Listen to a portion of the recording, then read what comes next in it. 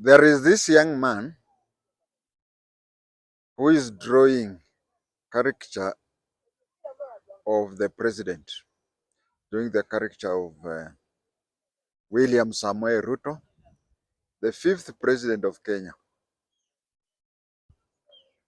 I've been looking at the caricature, and I didn't want to make my feelings about them. I didn't want to make any feelings, but I was provoked when Senior Counsel AHMEDNASIR is said to have sent a tweet recommending that the president should sue the boy. Kizungu ngumu, should sue the boy, and the boy should be stopped.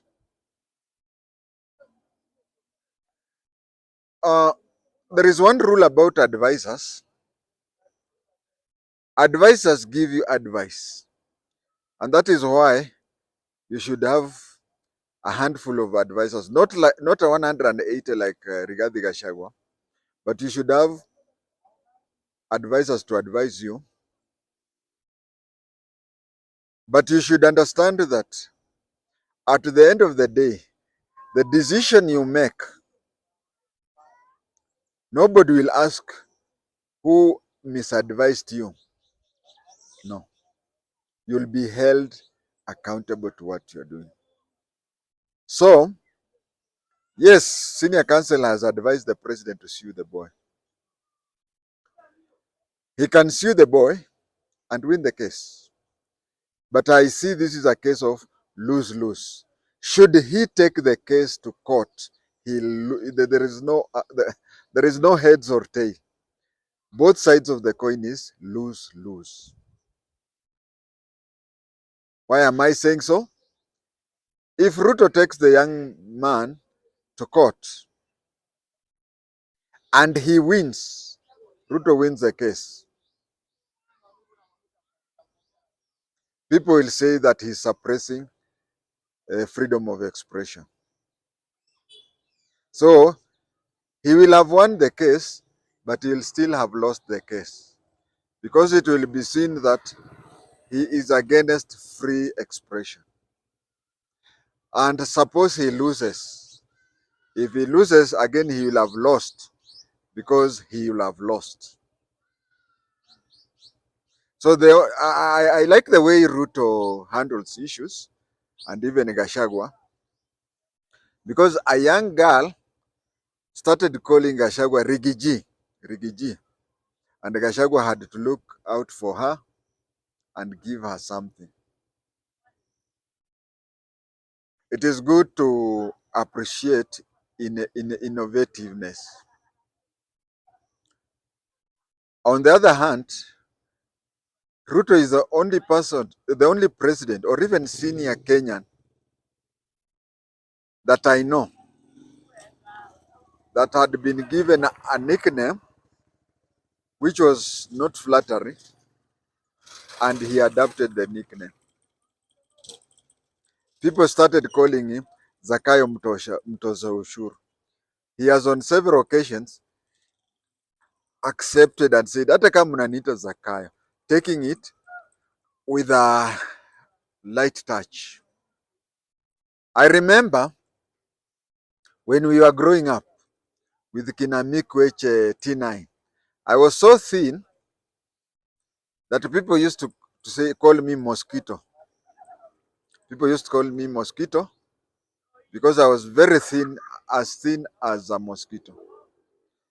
And anybody calling me mosquito had to either be stronger than me or faster than me, or both. But if I were to be stronger than you and faster than you, you'd get instant justice. We stayed for some time until a local band called Mangelepa started saying, Tumechinja mosquito, mosquito. Everybody started calling himself or herself mosquito. I tried to regain my nickname, but it was now a nickname for everybody. You are given a nickname, you get annoyed, it sticks. You get a nickname, you enjoy it, it dies. The other thing is, Abdunasir is talking like a lawyer. I can tell you, every time I talk to a lawyer, just like the way I talk to anybody else, you find that you just tell somebody, you see, fulani amenikosea hivi na hivi. I can tell you 99% of the lawyers will tell you, look for a lawyer. That is the first thing to do. They are just like Pentecostal church preachers, whom whenever you meet him, he says, you tell him, juzi nilipata kakitu, says, na umepelekea pasta wako fungu la 10. Lawyers and Pentecostal preachers are the same. He knows that anatetea another lawyer, just like the preacher knows that another preacher anamtetea ye, because the other preacher will convince his congregant to toa fungu la 10. So that is how lawyers do. Everything you talk to him says, see a lawyer or sue him, because he knows that at least somebody would, a certain lawyer will get something. If today everybody forgave everybody, lawyers would be jobless. Another thing, okay, I know Abdunasir politically is inclined to Kenya Kwanza. I don't know whether it is by design or accidental. Of late, whenever cases are there, and you know, many lawyers, senior lawyers, do prefer these presidential election petitions. That one, after somebody has completed the presidential petition, he usually goes to his office, and apart from the receptionist and cases that are ongoing, everybody is given an off for over a month. Huko ndio wanachota kabisa. And of late, we have seen Abdunasir has not been having cases, especially we even know that he has this issue with the Supreme Court. So we understand. But the president should even, and I know Ruto ni sungura mjanja. Remember when Gen Zs were rioting and doing all what they were doing, there was this song, Anguka Naye, Anguka Naye. I saw a certain function, I can't recall which one it was, but there was a function where Ruto attended that function, and they played the song Anguka Naye. Ruto has deep pockets. If he decides to spend money, he can spend money. I would be shocked if that function after the song had been played, if those boys who sang Anguka Nayo hawakuangukiwa na kitu.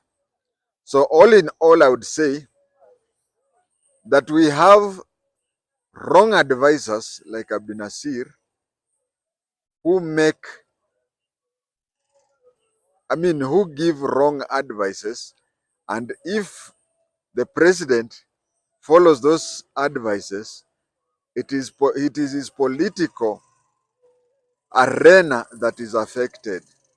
Abdunasir's legal work will not be affected, and he will continue with his work as if nothing has happened. I remember, as I finish off, Abdunasir was being interviewed at his house by a certain journalist, and he said when he looks at his house and sees, he can look at one house and one extension, let's say guest extension, and remember that ile kesi ya fulani fulani ndiyo ilijenga hii. Now making an extension in a neighborhood of kina Abdunasir is, maybe you made 10 million in one case. So Kipchirchir ignores such advice. Thank you.